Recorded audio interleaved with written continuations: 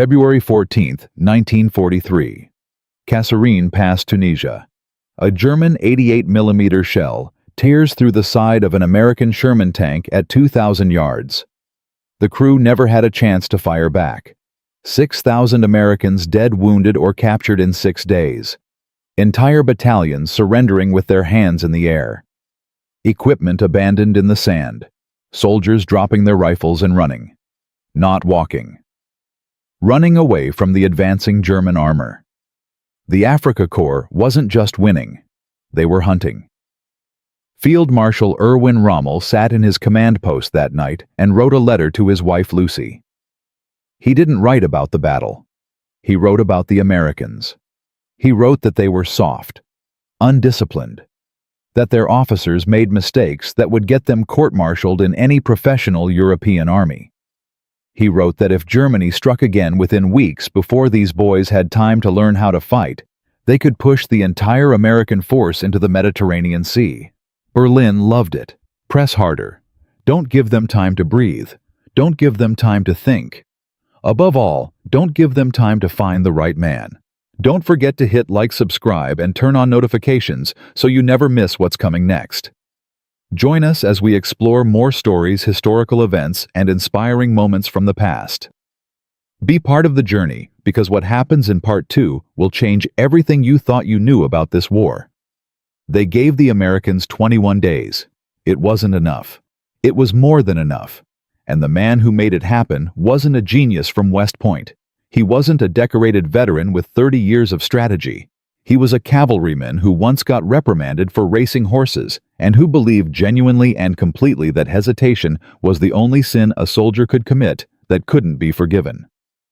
His name was George Smith Patton, Jr. And on March 6, 1943, the same morning Rommel launched his final offensive against the British and watched it collapse in hours. Patton walked into 2nd Corps headquarters in Tunisia, and the first thing he did was fine a general for not wearing his helmet. The second thing he did was start winning. But to understand what happened at El Guettar on March 23, 1943, to understand why German tank commanders radioed back in disbelief, why General Hans-Jürgen von Arnim suspended the attack and retreated, why Rommel's carefully constructed assessment of American weakness turned to ash. In a single morning, you have to go back to February. You have to go back to the sand and the smoke and the humiliation of Kasserine Pass, where the story of American arms in World War II nearly ended before it began. The Americans who arrived in North Africa in late 1942 were not soldiers in any meaningful professional sense. They were civilians wearing uniforms, farm boys from Georgia who had never fired a weapon at a living target, factory workers from Detroit who had trained on equipment they had never seen in combat. Some of them had been in the army for less than 18 months. The officers above them had trained for war by reading about war. They knew doctrine from classrooms. They knew tactics from manuals. They had never heard the specific sound that a German 88mm makes when it locks onto your position and the world around you turns into fire and noise and screaming. Major General Lloyd Fredendall commanded 2nd Corps from a headquarters carved into a canyon 70 miles behind the front lines. He ordered his engineers to spend weeks blasting that command post out of rock, weeks that could have been spent preparing his men because he was afraid of German air attack. He communicated by telephone and radio, issuing orders that were contradictory and confusing to men he had never visited in the field. His unit dispositions were tactically indefensible. He spread his forces' thin left gaps in the line that a careful observer could identify from a map in minutes. Rommel was not just a careful observer. He was arguably the finest tactical mind in the German military. On February 14, 1943, the Afrika Korps hit the American line at Kasserine Pass like a hammer. Panzer IVs and the first combat-deployed Tiger tanks rolled through gaps in the American position. Infantry units that had never been under sustained armor attack simply broke. The psychology of it was devastating. There is a specific terror in watching a 30-ton machine come toward you and understanding that your rifle means nothing, that the only question is whether you run fast enough. Entire companies made that calculation at the same moment. The retreat became a rout. The rout became a collapse. In 6 days, the Americans suffered more than 6,500 casualties. They lost 183 tanks, 200 pieces of artillery, nearly 500 vehicles. German forces captured American soldiers by the battalion. Rommel watched it happen with the cold, analytical eye of a man who had been defeating armies since 1940, who had shattered the French, pushed the British back and forth across Libya, and now was watching the newest entry into this war confirm everything he had suspected. The Americans fought like men who expected someone else to save them. They defended passively, waited to be attacked, and when the attack came, they looked for exits instead of fighting positions. His letter to Lucy was clinical in its assessment. The Americans would need 6 months to fix their leadership problems. 12 months to develop effective doctrine. If Germany struck again in March, the results would mirror Kasserine. Berlin approved the plan. One more offensive and American morale would shatter completely. Rommel did not account for one variable. He didn't account for the possibility that the Americans would do something no army Germany had faced had ever done, that they would look at their worst defeat, diagnose exactly what caused it, and fix every single problem in 3 weeks. He didn't account for Patton. George Patton arrived at 2nd Corps headquarters on March 6th with his sirens screaming and his ivory-handled revolvers on his hips, and an expression on his face that made grown men want to stand straighter without knowing why. He was 57 years old. He had been studying war since he was a child, reading Caesar and Napoleon the way other boys read adventure stories, believing with absolute certainty that military greatness was not just possible but required of him. He had competed in the modern pentathlon at the 1912 Olympics. He had designed the last cavalry saber adopted by the American Army. He had served under Pershing, chased Pancho Villa across Mexico, commanded tanks in the First World War, and spent the years between the wars thinking constantly obsessively about how armored forces should fight. What he saw at 2nd Corps headquarters disgusted him. Officers moving slowly, soldiers without proper uniforms. A headquarters that felt like a defeated army trying to stay invisible rather than a fighting force preparing for the next battle. Patton understood something that Fredendall had never grasped, that armies are not defeated by bullets first. They are defeated by the belief that they are going to lose. Kasserine hadn't just cost the Americans tanks and artillery, it had cost them the fundamental confidence that they were capable of doing what they had come to do. And an army without that confidence will always find a reason not to fight. Patton attacked that problem the same way he attacked everything, directly, immediately, without apology. He issued fines for soldiers caught without helmets. He fined officers who arrived at briefings without proper uniform. He showed up at the front, actually showed up in a vehicle under potential fire to see his units and be seen by them. The message was not subtle. The days of hiding 70 miles behind the line were over. Leadership meant being where the fighting was. It meant making decisions forward, not backward. It meant that when German armor appeared, the correct response was to find their flank and counterattack, not to call for retreat. He fired officers who hesitated. He promoted men who attacked. Every command position in 2nd Corps was evaluated by one criterion: not experience, not seniority, but aggression. Could this man make decisions under fire? Could he move fast enough to keep the Germans from recovering? Could he turn defense into attack in the space of minutes rather than hours? The artillery doctrine was overhauled completely. American artillery in 1943 was theoretically powerful, but practically fragmented batteries supporting their own local infantry, unable to concentrate fire across the Corps front. Patton's staff implemented time-on-target techniques, a coordination system that could bring multiple batteries from different positions, firing at different times, to drop every shell on a single point at the exact same second. The mathematics of it were complex. The effect was devastating. Instead of ranging shots and scattered fire, A target would suddenly experience the simultaneous impact of hundreds of shells, with no warning and no interval. There was no taking cover from it. There was no adjusting to it. There was only the terrible arithmetic of fire. The infantry learned to counterattack. Not eventually. Not after consulting headquarters. Immediately when attacked while the Germans were still moving forward and hadn't yet consolidated. German doctrine assumed that sustained pressure would break defenders and force retreat. It had worked against the French, the British, the Soviets in 1941. American doctrine under Patton reversed the assumption. Pressure was the trigger for counterattack, not retreat. The more aggressive the German advance, the more aggressively the Americans would respond. 21 days. That was all the time Patton had before German forces executed their next offensive. In 21 days, he fired the officers who lost Kasserine and replaced them with men who burned to make up for it. He retrained artillery coordination across the entire corps. He changed the fundamental psychological orientation of 90,000 men from defensive to offensive. He didn't do it with speeches. He did it by making aggression the only behavior that got rewarded, and passivity the only behavior that got punished. The soldiers of the 1st Infantry Division, the big red one, were the same men who had broken at Kasserine Pass. The same faces, the same hands. Many of them still had the specific nightmares that come from watching armor roll over positions you were supposed to hold. They had been humiliated in the most complete way possible. Patton didn't ask them to forget it. He turned it into fuel. When German intelligence reported on the command change, the assessment was measured. One general could not fix systemic problems in 3 weeks. Morale might improve slightly. Discipline might stiffen.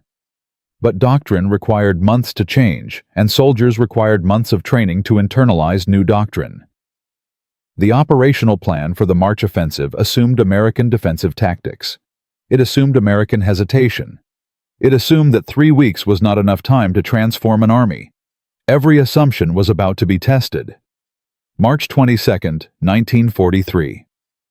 German forces completed their preparations for the attack at El Guettar.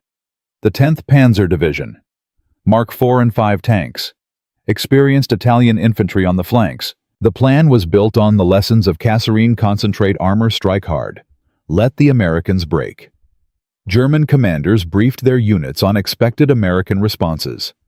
Defensive positions, calls for air support, eventual retreat when pressure became unsustainable. March 23, 1943. Dawn. The 10th Panzer rolled forward into the desert morning, and the Americans opened fire. Not ranging shots, not scattered individual artillery.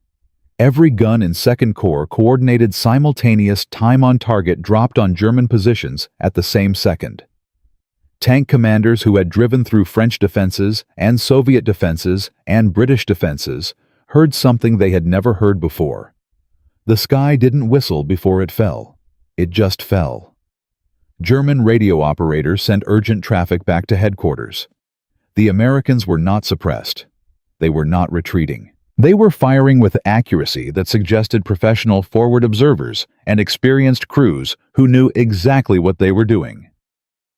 The 10th Panzer kept advancing. They had trained for this. Sustained pressure wins. Push through the artillery and close with the infantry. American tank destroyers opened fire from positions the Germans hadn't identified. Flank shots. The crossfire didn't care which direction German armor was facing. By 9 a.m., the advance had penetrated 2,000 yards into American lines, and the Americans weren't running. They were executing fighting withdrawals to secondary positions and resuming fire. By noon, the attack had stalled at 3,000 yards. By March 24th, von Arnim recommended calling off the offensive entirely. Rommel had written his warning before leaving Tunisia. He had told Berlin that the Americans were learning faster than any opponent Germany had faced. He had said that future operations against American forces would require significantly more resources and fundamentally different tactics. Berlin hadn't listened. El Guettar listened. But the battle that proved Rommel right was only the beginning of what Patton's transformation would cost Germany. because the army that walked out of Tunisia in May 1943 was going to keep walking, through Sicily, through France, through the Reich itself. And in Part 2, we will see exactly how the doctrine born in 21 days in the Tunisian desert became the blueprint that broke the Wehrmacht, and why German generals sitting in interrogation rooms in 1945 kept using the same word when they described fighting the Americans in 1944. That word was impossible.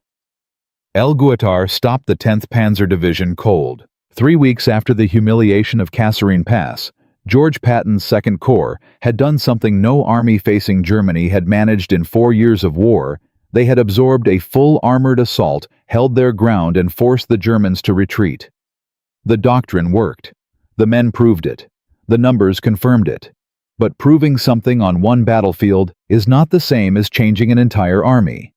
And changing an entire army is not the same as changing the men at the top who decide how that army fights. Because while Patton was rebuilding Second Corps in the Tunisian desert, there were men in Washington and Algiers sitting in comfortable offices, reviewing reports and drawing conclusions that had nothing to do with what actually happened at El Guettar. They were drawing conclusions about what should have happened according to doctrine that had been written before this war began. Patton's methods were producing results no one could argue with. That didn't stop people from trying. The resistance didn't come from the enemy. It came from Allied command itself, from officers with long records and longer memories who looked at Patton's 21-day transformation and saw not a model to replicate, but a dangerous deviation from established procedure. General Friedendahl had been relieved, yes, but Friedendahl's philosophy hadn't left with him. The belief that American forces needed to fight defensively, that aggressive counterattack doctrine, was reckless, that the purpose of infantry was to hold ground rather than take it. That belief was woven through senior Allied command like wire through concrete. Patton understood what was happening. He had seen it before. The men who had never stood in the position of being overrun by German armor had strong opinions about how to respond to German armor. They favored caution. They favored measured responses. They favored giving ground to preserve forces, then consolidating, then advancing carefully when conditions were favorable. It was the doctrine of men who were afraid of losing more than they wanted to win. In April 1943, Patton was summoned to a meeting with senior Allied commanders to account for his methods. The questions were pointed. He was asked whether his approach defines the firings, the aggressive counterattack doctrine, the insistence on driving his officers to the front, was sustainable at larger scale. He was asked whether the results at El Guettar might have been achieved by more conservative methods with fewer casualties. He was asked whether a general who drove his men this hard could be trusted with a larger command. Patton looked at the men asking these questions and said, "You're asking me why it works. The reason it works is because I am not afraid of the answer to that question." The room went quiet. The officer across the table from him, a British brigadier general who had been fighting this war since 1939, leaned forward and said that results in one engagement did not constitute a doctrine, and that Second Corps had been lucky at El Guettar. The terrain favored defense. The Germans had been overconfident. The variables would not always align this cleanly. Patton replied that variables never align cleanly, and that waiting for them to do so was how armies lost wars. The meeting ended without resolution. Senior command was not convinced. Patton's methods would be tolerated for Second Corps, but they would not be formalized as Allied doctrine. The army would continue fighting the way it had trained to fight, cautiously, defensively, waiting for favorable conditions. But then an unexpected man walked into Patton's corner. Not from his own chain of command, from above it. General Dwight Eisenhower had been watching Tunisia from his headquarters in Algiers. He was not a battlefield commander by nature. He was a coordinator, an architect of coalitions, a man who understood the political machinery of multinational warfare better than almost anyone alive. But Eisenhower had been educated at the same institutions as Patton, had studied the same campaigns, and had watched the same catastrophe unfold at Kasserine Pass. He had watched it and asked himself one question that the comfortable offices in Algiers had not asked. Not how did we lose, but how do we make sure we never lose like that again? Eisenhower reviewed the El Guettar reports.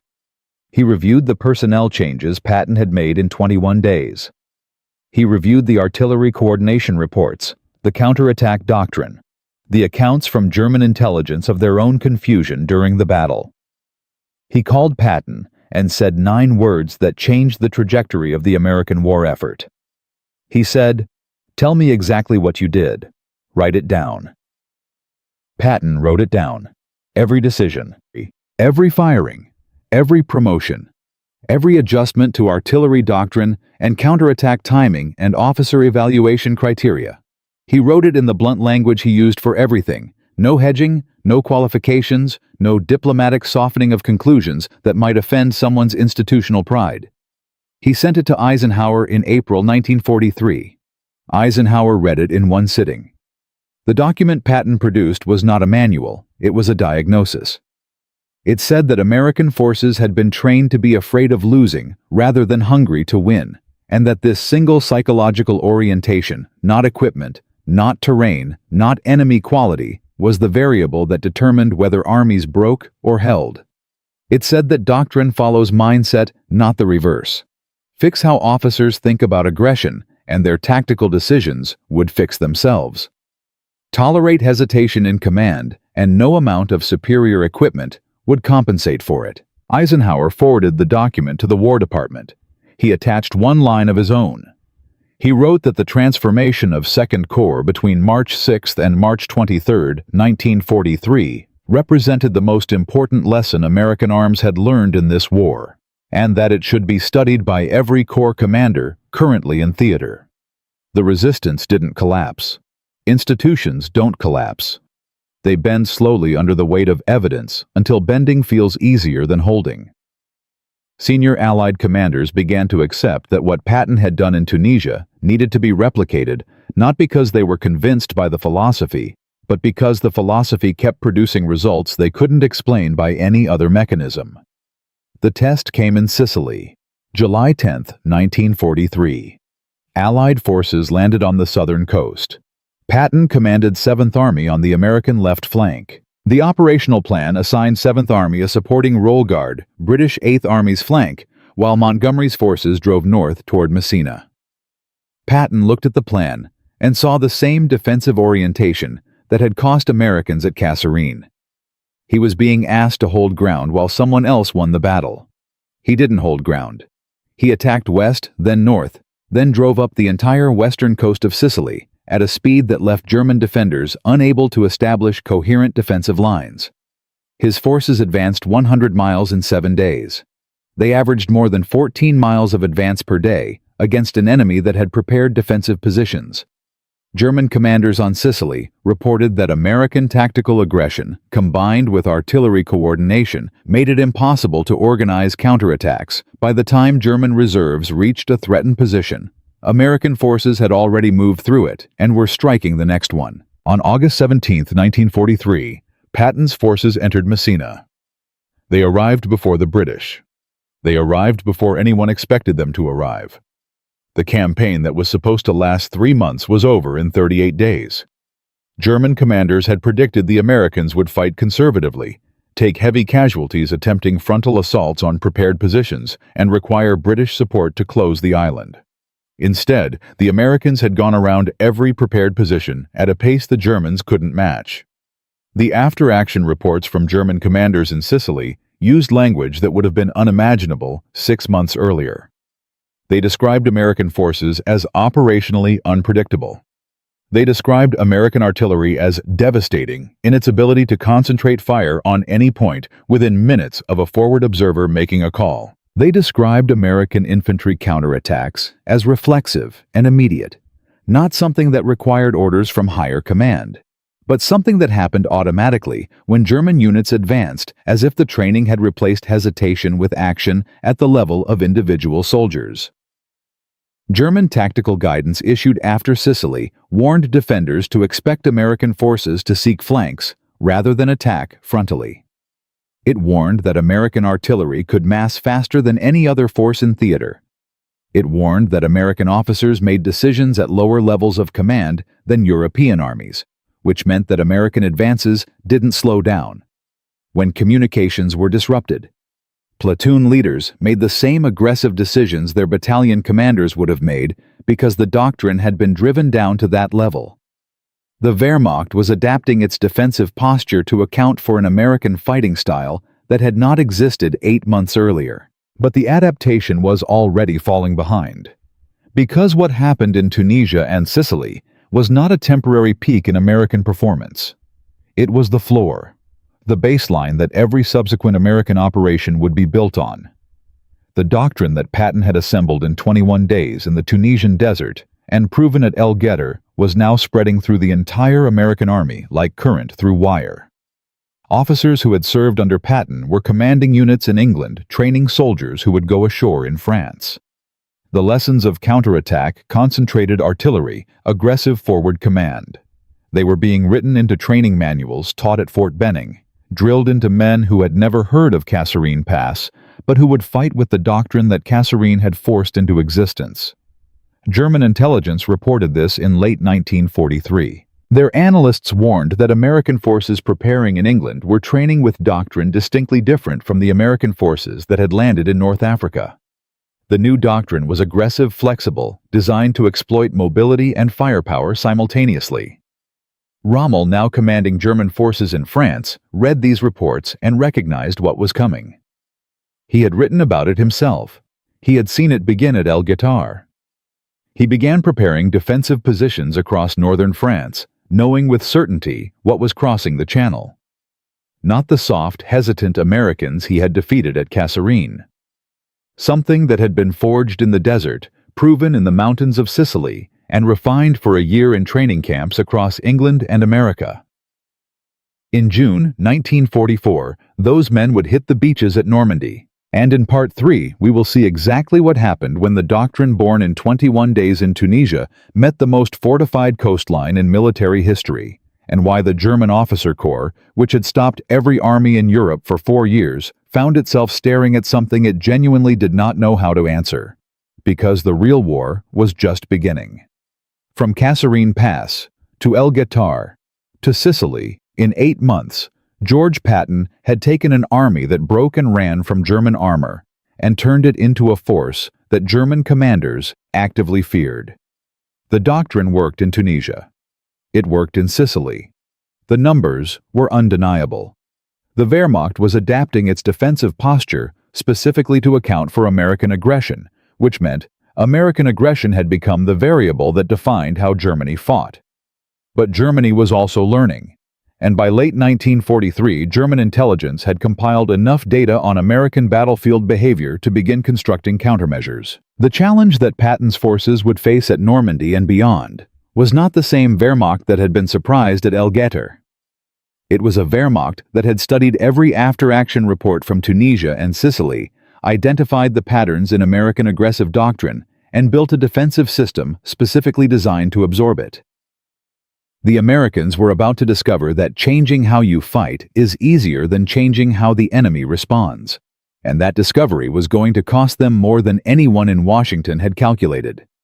German intelligence reports issued in late 1943 were remarkably accurate.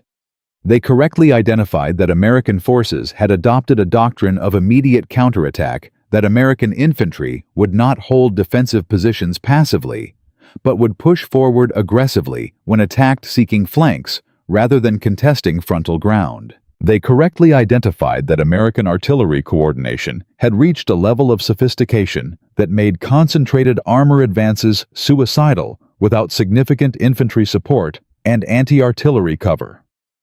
They correctly identified that American officers at platoon and company level made independent, aggressive decisions rather than waiting for orders from higher command. From these observations, German defensive planners drew logical conclusions. If American forces seek flanks, build interlocking defensive positions with no exposed flanks. If American artillery concentrates fire, rapidly disperse defensive positions to deny concentrated targets. If American officers make independent decisions create defensive complexity that punishes independent decisions, overlapping fields of fire-concealed positions, pre-registered artillery on likely American advance routes. By the time Allied forces were planning the Normandy invasion in early 1944, German forces in France had spent 6 months building the most sophisticated defensive system in military history. Rommel, commanding Army Group B, drove his engineers relentlessly. Beach obstacles, minefields, concrete fortifications, mobile reserves positioned for immediate counterattack. He understood what was coming. He had watched it begin at El Guettar. He told his staff that if Allied forces established momentum in the first 24 hours, Germany could not win in France. The defensive system had to break Allied advances on the beaches before the doctrine that had destroyed German plans in Tunisia could find room to operate. German casualties in France during the preparation phase were 0. German confidence in the Atlantic Wall was high. Allied intelligence assessed German defensive positions as formidable but penetrable with sufficient force and surprise. The calculations on both sides were logical. Both sides were partially right. Then Patton's methods ran into the one problem they couldn't solve through aggression alone: internal resistance from Allied command that threatened to sideline the doctrine precisely when it was needed most. The slapping incident in Sicily had given Patton's institutional enemies the weapon they needed. 2 separate incidents in August 1943 in which Patton struck hospitalized soldiers he believed were malingering had nearly ended his career. Eisenhower had reprimanded him privately and suppressed the story for months, but by late 1943 it had become public. Congressional pressure mounted. Newspaper coverage was brutal. Patton was the general who had rebuilt American arms in Tunisia, and he was simultaneously the general who had assaulted his own men. Senior Allied commanders who had resisted his doctrine from the beginning found new arguments. A general with this record could not be trusted with overlord. His aggression in the field reflected an aggression of character that made him unreliable. Give the Army command to someone steadier, someone who would follow the operational plan, someone who understood that coalition warfare required diplomatic temperament as well as tactical skill. Patton sat in Sicily and later in England effectively sidelined. He was given command of the fictitious 1st United States Army Group, a phantom formation that existed solely to convince German intelligence that the main Allied invasion would hit Pas-de-Calais rather than Normandy. He commanded an army that didn't exist, designed to deceive an enemy he couldn't fight. For a man who believed hesitation was the only unforgivable sin, it was a particular kind of punishment. He wrote in his diary during this period that he was being used as a decoy, which was fine, because decoys by definition draw fire toward themselves, and he had never minded being shot at. June 6, 1944. The Normandy landings. Patton watched from England. His Army, 3rd Army, would not activate until Allied forces broke through the initial German defensive lines and created room for mobile operations. Until then, he waited. The men going ashore at Utah and Omaha were not his command, but they were fighting with his doctrine trained by officers who had served under him, executing the aggressive forward momentum tactics that had been born at El Guettar and refined across Sicily. At Utah Beach, American forces landed organized under fire and pushed inland with the speed that German defensive planners had specifically tried to prevent. Casualties were lighter than projected.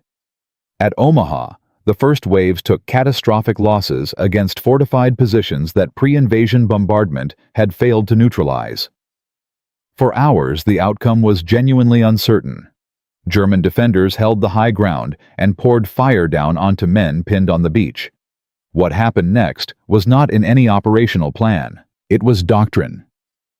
American officers at company and platoon leveled the same level at which Patton had driven aggressive decision-making since Tunisia began making independent choices. They found gaps. They moved through them. They climbed bluffs that were supposed to be impassable. They flanked positions that had stopped frontal assaults cold. They did this without orders from higher command because the training had made the decision. Automatic attack the flank, maintain momentum, never stop moving forward. By nightfall on June 6th, Allied forces had established beachheads across the Normandy coast. German counterattacks, delayed by Hitler's refusal to release Panzer reserves and by Rommel's absence from his headquarters on the day of the invasion, failed to push the Americans back into the sea. The first 24 hours, the window Rommel had identified as the decisive period, closed with Allied forces ashore and consolidating. Rommel understood immediately what this meant. He wrote to German High Command that if the panzers could not reach the beaches in the first day, the battle for Normandy was already lost. He was not wrong. July 25, 1944. Operation Cobra. Saint-Lô, Normandy. American forces had spent 7 weeks grinding through the Normandy hedgerow country. The bocage, a landscape of small fields enclosed by ancient earthen banks, dense with roots and vegetation that turned every 100 meters into a separate defensive problem. German defenders used the bocage expertly, holding each field boundary until flanked, then falling back to the next one. American casualties mounted. Advance slowed to hundreds of yards per day. The aggressive forward doctrine that had worked in open Tunisian desert and Sicilian terrain was struggling to translate into this compressed, compartmentalized landscape where armor couldn't maneuver and artillery couldn't find clear targets. The solution was American in the most specific sense, improvised, practical, driven by sergeants and captains rather than generals. Soldiers began welding salvaged German beach obstacles, steel beams and hedgehog frames onto the front of Sherman tanks, creating improvised blades that could cut through bocage banks, rather than climbing over them and exposing the tank's vulnerable underside. The rhinoceros tank. It was invented in the field by mechanics and welders who had identified a tactical problem and solved it with available materials. It was exactly the kind of decentralized practical problem-solving that Patton's doctrine had encouraged at every level of command. Operation Cobra was the payoff. After days of massive aerial bombardment, 1,500 bombers dropping ordnance on German defensive positions at Saint-Lô. American forces attacked on July 25th, with armor and infantry moving simultaneously using the improvised rhinoceros tanks to breach the bocage barriers that had stopped them for weeks. German defensive lines, already shattered by bombardment, collapsed under the speed of advance. The breakthrough was not gradual. It was total. In 3 days, American forces advanced 25 miles. In 1 week, they had torn a gap 40 miles wide in German lines. German commanders in the sector reported that American armor was advancing faster than their reserves could be repositioned to meet it, that American forces were appearing at locations German command had assessed as safe rear areas hours before they were expected anywhere near those positions. Third Army activated on August 1, 1944. Patton assumed command. What followed was the most aggressive, sustained advance in American military history. Third Army covered 600 miles in 100 days. They moved so fast that German units attempting to establish defensive lines found Americans arriving before the defensive positions were complete. Patton pushed his corps commanders with the same pressure he had applied to Second Corps in Tunisia: advance, attack, don't stop. The only failure is hesitation. German forces in France disintegrated. Entire divisions were encircled in the Falaise pocket, roughly 50,000 German soldiers surrounded by American and British forces, a catastrophe that destroyed 2 German armies and effectively ended organized German resistance in France. German casualties in Normandy exceeded 400,000 men. Allied forces had broken through the most sophisticated defensive system Germany had ever constructed, using the doctrine that had been assembled in 21 days in the Tunisian desert 18 months earlier. German commanders, who had built the Atlantic Wall and been certain of its impregnability, sat in their headquarters and tried to understand how it had failed so completely. The answer was not the wall. The wall was formidable. The answer was that the army hitting the wall had learned to find every gap simultaneously at every level of command without waiting for orders from above. It was the doctrine of El Guettar applied to the largest amphibious operation in history. The numbers told the story with brutal clarity. From June to August 1944, American forces liberated more French territory in 8 weeks than Allied forces had contested in 8 months of attritional warfare in Italy. German Army Group B, which Rommel had commanded, and which had been specifically designed to stop the American way of war, lost cohesion so rapidly that German High Command could not reconstitute defensive lines faster than American forces were dissolving them. Allied commanders who had resisted Patton's doctrine in 1943, who had told him that one engagement didn't constitute a doctrine, who had questioned whether his results at El Guettar were repeatable.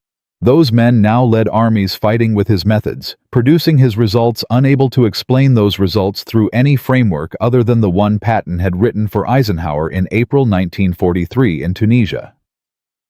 Third Army's advance finally stopped, not because German resistance broke it, but because Allied logistics couldn't supply it. Patton's forces outran their fuel. They stopped within reach of the German border, waiting for supplies that the speed of their own advance had made impossible to deliver on time. Rommel was gone by then. Wounded in an air attack in July, implicated in the plot to assassinate Hitler, he would be forced to take poison in October 1944. He died knowing exactly what he had created at Kasserine Pass. Not a German victory, but the pressure that produced the American army that would end the war.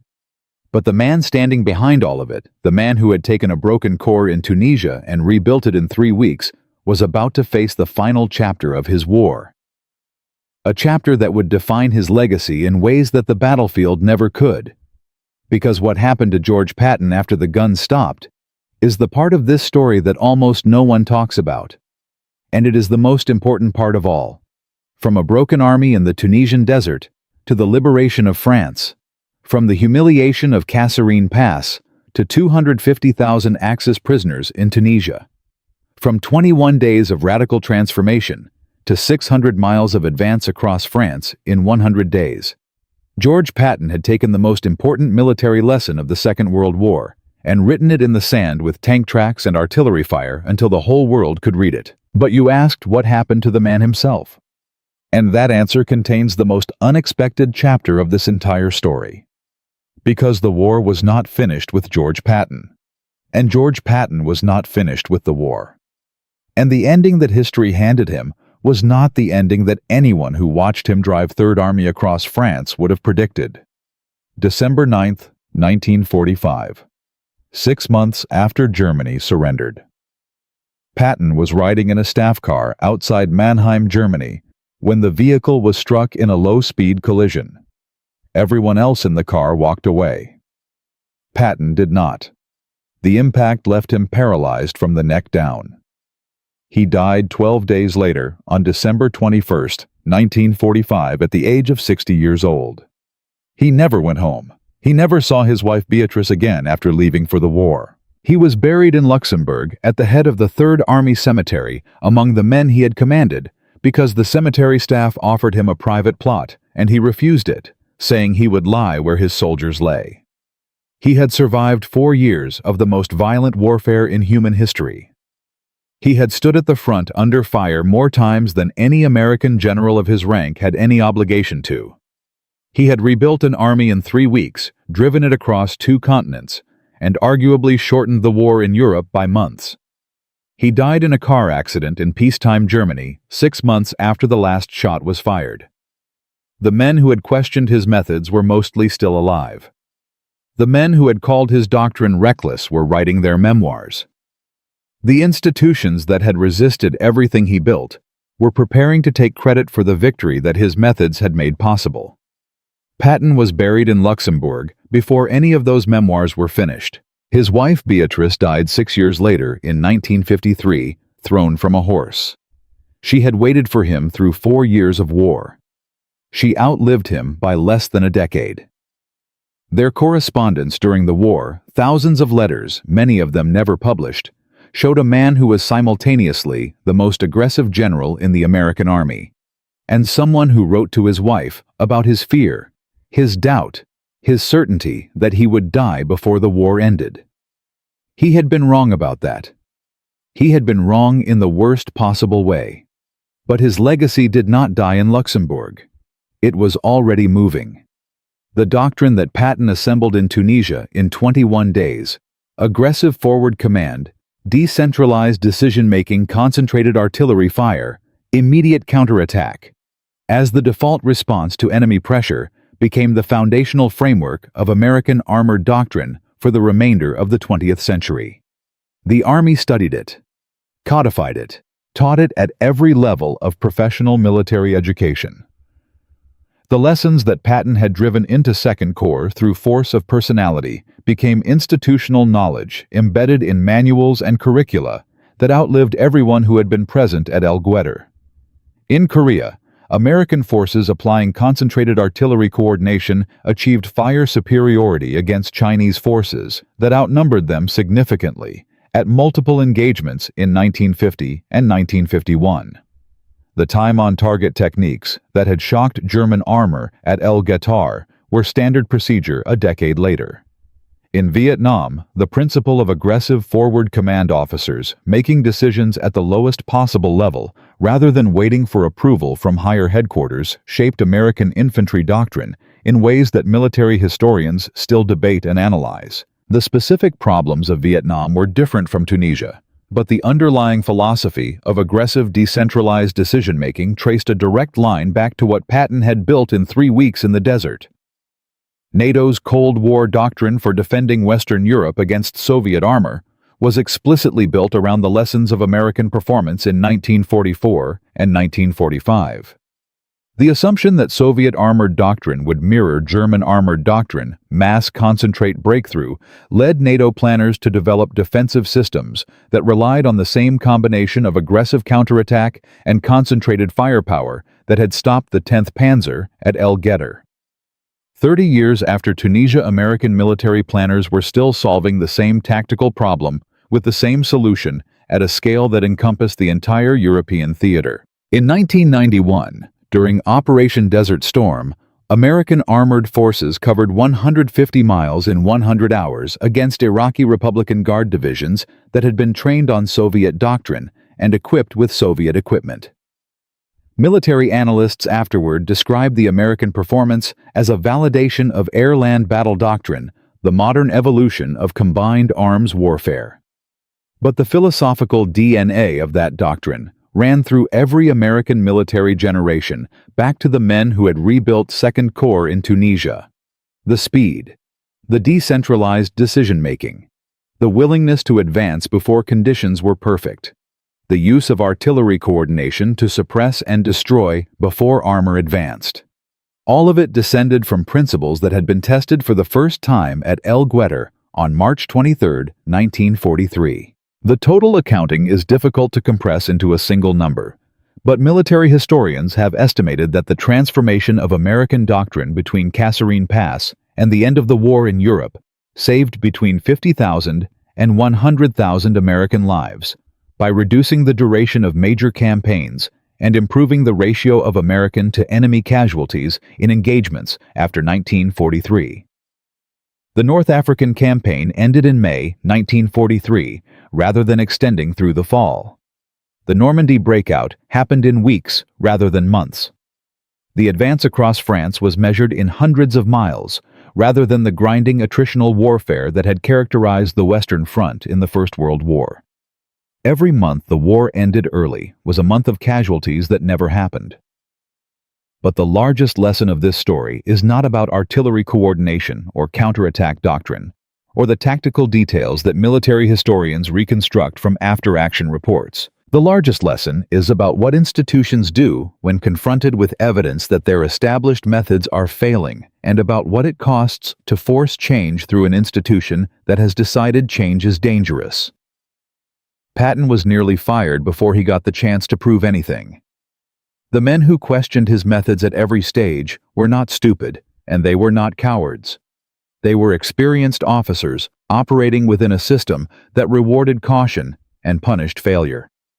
The system had logic. The system had reasons. The system had produced capable soldiers and competent commanders across decades of professional development. The system had also produced Lloyd Fredendall, who built his headquarters in a canyon 70 miles behind the front lines and lost Kasserine Pass. Every institution that has ever resisted necessary change has done so with arguments that seemed reasonable at the time. The Wehrmacht had argued based on genuine experience that American forces would need 12 months to develop effective doctrine. They were wrong by 11 months. The Allied commanders who questioned Patton's aggressive methods had genuine concerns about sustainability and coalition relationships. They were not entirely wrong. Patton's methods created friction and required careful management at every level. But the alternative was Kasserine Pass. The alternative was defensive doctrine that gave German armor the initiative and waited to absorb the consequences. The pattern repeats throughout military history, and it repeats outside military history, wherever institutions face the choice between comfortable familiarity and uncomfortable effectiveness. The British Admiralty resisted steam power for decades after it was proven superior to sail. Military aviation faced institutional resistance from ground commanders who couldn't imagine aircraft as anything other than reconnaissance tools. Nuclear strategy required an entirely new conceptual framework that the existing military establishment actively fought against for years before accepting. In each case, the people defending established doctrine had reasons. In each case, the cost of resistance was measured in lives and years and outcomes that didn't have to happen. Patton understood this pattern because he had studied military history as seriously as any professional soldier of his generation. He knew that the armies that won were rarely the armies with the best equipment or the most experienced soldiers. They were the armies that identified what was failing and changed it faster than the enemy could adapt. He had done exactly that in Tunisia.